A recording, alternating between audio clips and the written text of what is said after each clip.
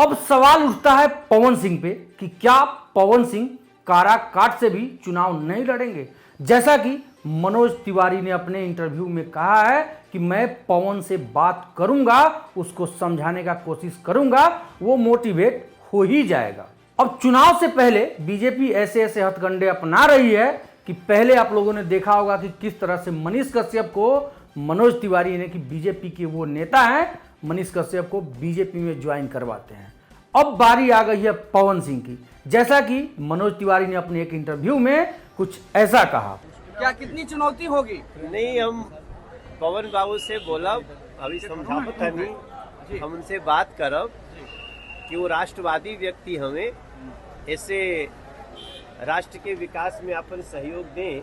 अब मनोज तिवारी के बातों को सुन के ये लग रहा है कि शायद मनीष कश्यप के जैसे पवन सिंह भी निर्दलीय चुनाव नहीं लड़ेंगे, वो भी बीजेपी को ज्वाइन कर सकते हैं। लेकिन सबसे बड़ा सवाल यहाँ पे आता है पवन सिंह का।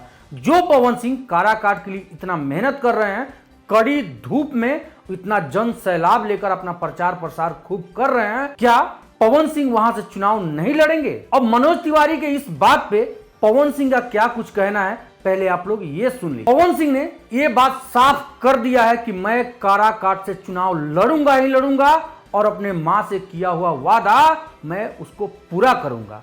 यहां तक कि पवन सिंह को बहुत कोशिश की है मनोज तिवारी मोटिवेट करने का कि पवन भाई मेरा छोटा भाई है, वो समझ जाएगा मेरे बातों को और वहां से वो निर्दलीय चुनाव नहीं लड़ेगा।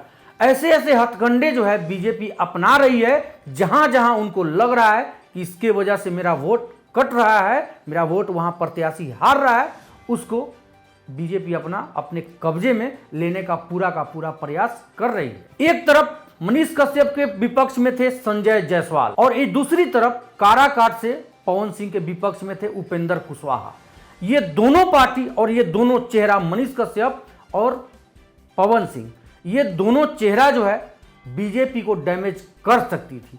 ऐसा डर बीजेपी वालों को है, जिसके वजह से ऐसे ऐसे हथकंडे अपना करके वो इस काम में लग गई है कि किसी ना किसी तरह से अपने कब्जे में इनको कर लिया जाए, ताकि ये मेरा स्टार प्रचारक के रूप में बन के बीजेपी का ये प्रचार प्रसार जोर शोर से करे और वहां से मेरा प्रत्याशी जीत सके। यदि सूत्रों की माने या फिर पवन सिंह का हम कहना यदि मान लेते हैं, तो पवन सिंह ने यह बात क्लियर कर दिया है कि मैं काराकाट से चुनाव लड़ूंगा।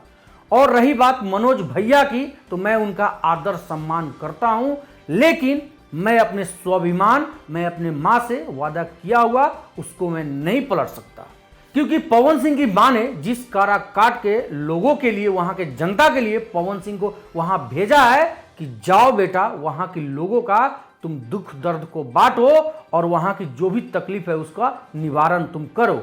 और वहां के तमाम जनता पवन सिंह को सपोर्ट उस ढंग से कर रही है, क्योंकि चिलचिलाती धूप हो या फिर कुछ हो, आप देख सकते हैं कि किस तरह से वो अपना जन सैलाब लेकर के पवन सिंह जाते हैं और काराकाट के लोग जो है किस तरह से उनका भव्य स्वागत करते हैं। ये सब चीज देखने के बाद अब ये साफ जाहिर हो जाता है कि पवन सिंह पीछे हटने वाले नहीं हैं। खैर, अभी तक बीजेपी वालों ने जो भी हथकंडे अपनाए हैं पवन सिंह के लिए, उसमें वो लोग विफल रहे हैं। इसके आगे क्या कुछ होता है, यदि कोई जानकारी आती है हम आप लोगों को जरूर बताएंगे। तब तक के लिए धन्यवाद।